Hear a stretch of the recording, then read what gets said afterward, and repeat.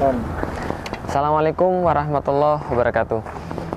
Apa yang ada di dalam benak Anda bila Anda melihat sebuah tempat yang bersih, lalu kemudian orang yang menawan, atau kemudian tutur kata yang baik dan lisan yang mulia? Apakah Anda akan kemudian mendengarkan setiap kata-katanya ketika dia berkata dan menerima apa yang dia sampaikan? Benar, kebanyakan manusia bukan melihat apa yang disampaikan, tapi kebanyakan manusia melihat siapa yang menyampaikan. Maka salah satu yang terpenting dalam dakwah adalah siapa yang menyampaikan dan apa yang kemudian dia sampaikan. Tapi seringkali orang melihat apa yang disampaikan tidak terlalu penting daripada siapa yang menyampaikan.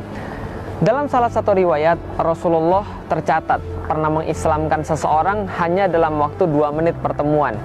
Hanya salaman, kemudian bersapa singkat, dan orang ini pun mau untuk masuk Islam. Menjadi pertanyaan kepada kita, berapa lama kemudian kita berdakwah untuk membuat orang yakin dengan Islam dan kemudian dia mau untuk masuk ke dalam agama Islam? Dan menjadi pertanyaan lagi, apa yang dilakukan oleh Rasulullah sehingga dia bisa membuat orang yakin hanya dengan 2 menit untuk menerima Islam? Nah, ini adalah kemudian yang akan kita jawab. Ternyata apa yang orang lihat, persepsi orang terhadap kita menentukan berapa nilai ucapan-ucapan yang keluar dari lisan kita.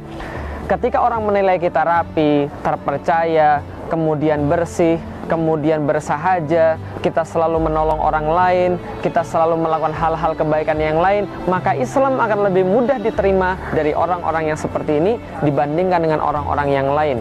Orang-orang sering berkata, apa yang engkau perbuat terlalu keras bagi telinga saya untuk mendengar apa yang engkau katakan. Oleh karena itu, seringkali apa yang kita perbuat lebih berarti daripada semua yang kita katakan. Gambar berbicara lebih banyak daripada kata-kata. Karena itulah perbuatan berbicara lebih banyak daripada sekedar dakwah. Oleh karena itu, sesuaikanlah apa yang kita lakukan dengan apa yang kita bicarakan, sehingga perbuatan kita sesuara, sekeras dengan apa yang kita keluarkan.